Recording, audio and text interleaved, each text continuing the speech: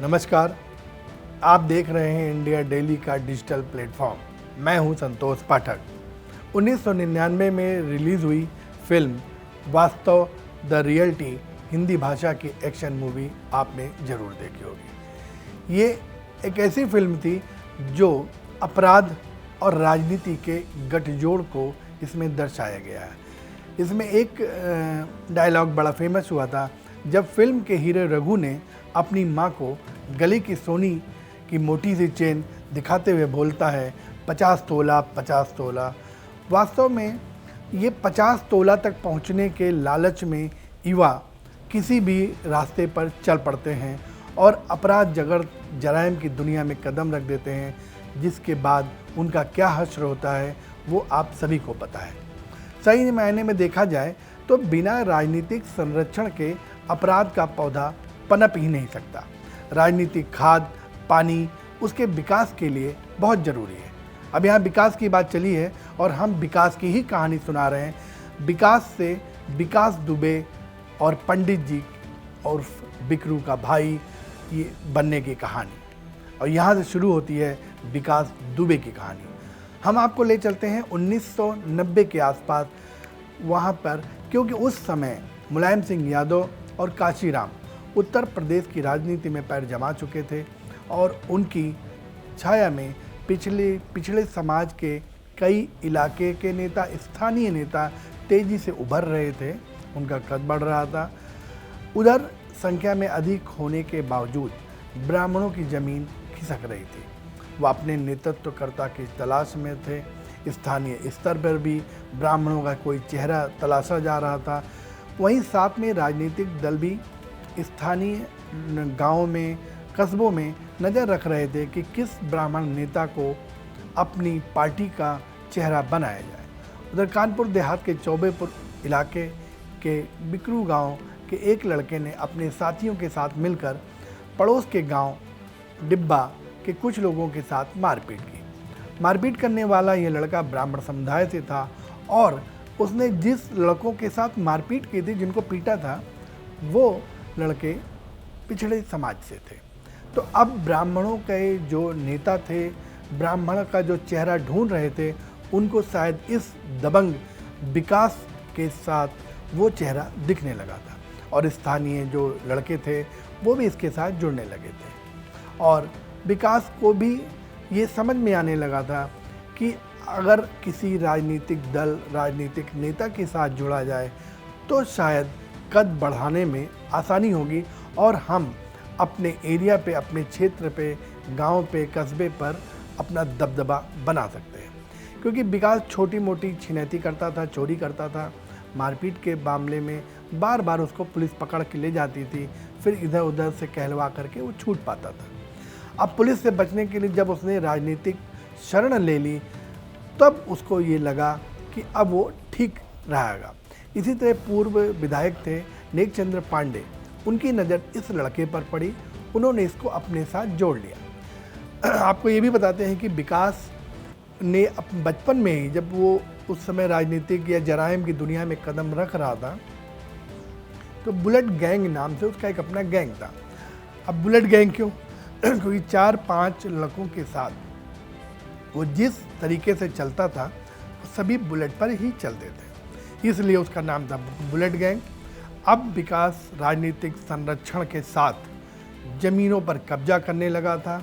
जो बंजर ज़मीनें थीं उनको अपना बनाने लगा था, फर्जी कागज़ बनाने लगा था, जिससे कि वो अधिक पैसा कमा सके और लोगों को जोड़ सके, अपनी टीम को बड़ा कर सके।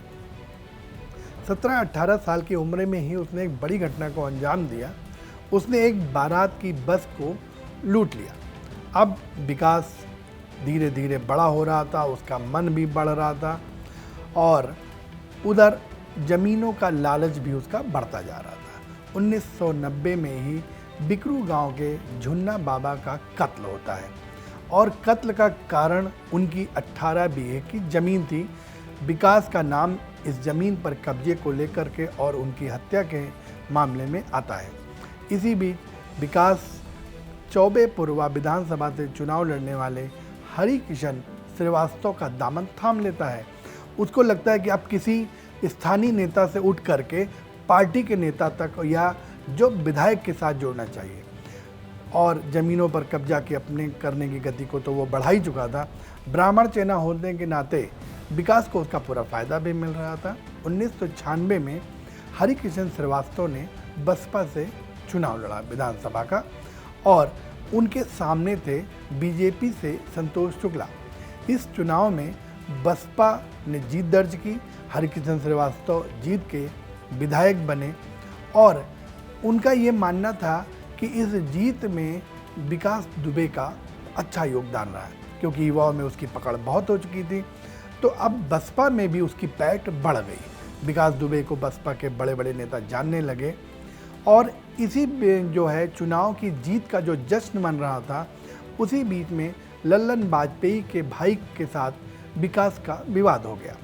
लल्लन वाजपेयी बीजेपी नेताओं के साथ जुड़ा था, और लेकिन बार बार ज़मीनों पर कब्जा करने और उगाही जैसे मामलों में विकास के सामने आ जा रहा था।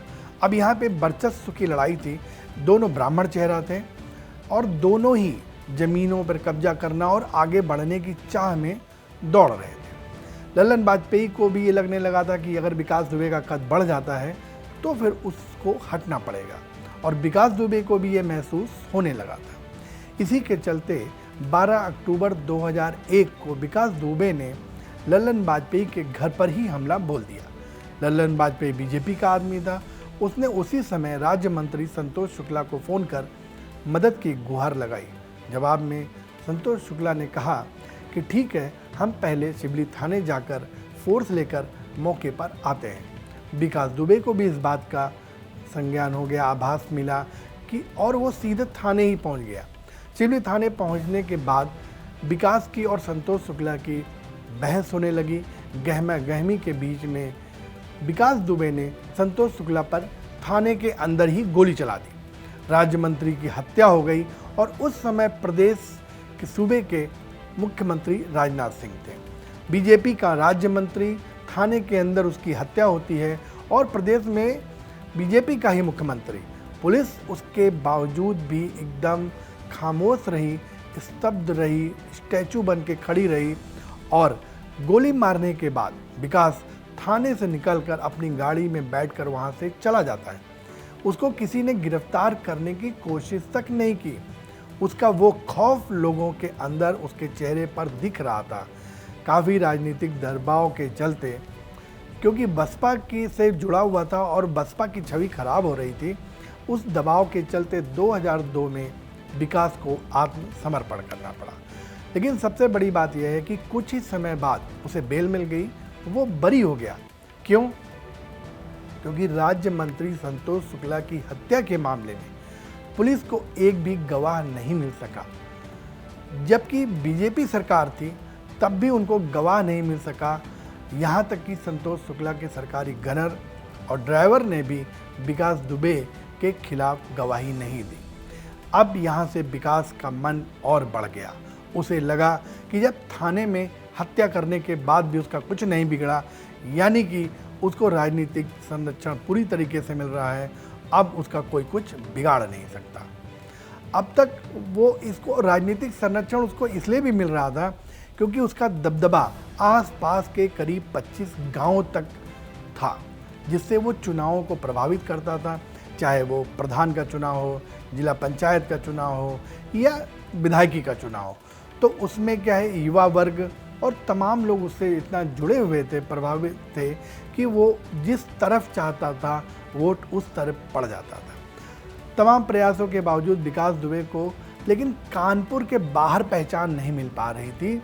चाहे उसकी राजनीतिक पकड़ कितनी भी रही हो, भले वो ये दम भरता रहा हो कि मायावती या बसपा में हर कोई उसे जानता है और पहचानता है, लेकिन कानपुर के आसपास तक ही उसका दबदबा सीमित रह गया था। जब भी उत्तर प्रदेश के अपराधियों या माफियाओं की गिनती आती थी या लिस्ट आती थी तो उसमें कहीं भी विकास दुबे का नाम नहीं आता था। लेकिन 2 जुलाई 2020 की वो काली रात, इसके बाद विकास दुबे यूपी के अपराधियों की फहरिस्त में इसका भी नाम दर्ज हो गया।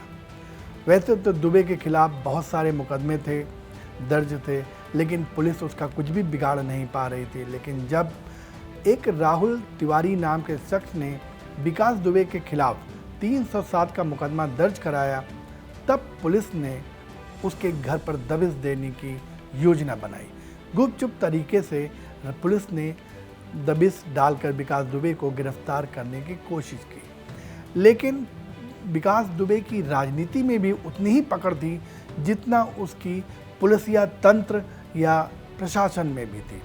अब पुलिस के किसने सूचना दी, विकास दुबे को ये पता था।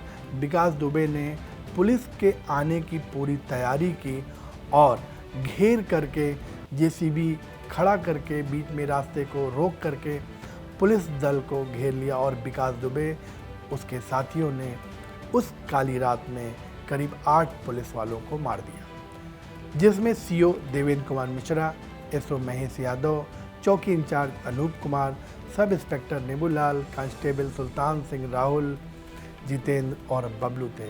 ये बहुत दुखद घटना थी। पूरा प्रदेश, पूरा देश एक थरथरा उठा था, कांप उठा था इस घटना से।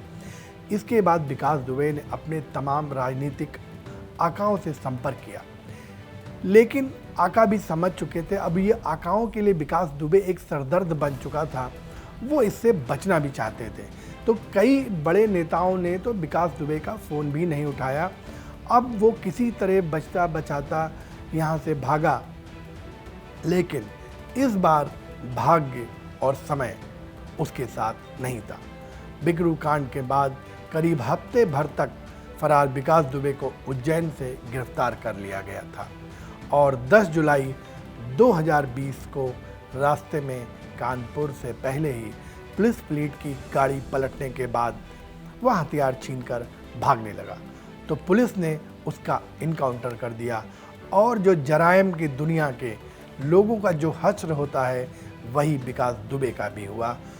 उसका अंत हो चुका था, खौफ का अंत हो चुका था। और इस प्रकार की घटनाओं को देखने के लिए आप इंडिया डेली देखते रहिए। हम जराइम की दुनिया में जो लोग हैं उनका क्या हश्र हुआ, कैसे वो बने, ये कहानी आपके सामने लेकर आते रहेंगे।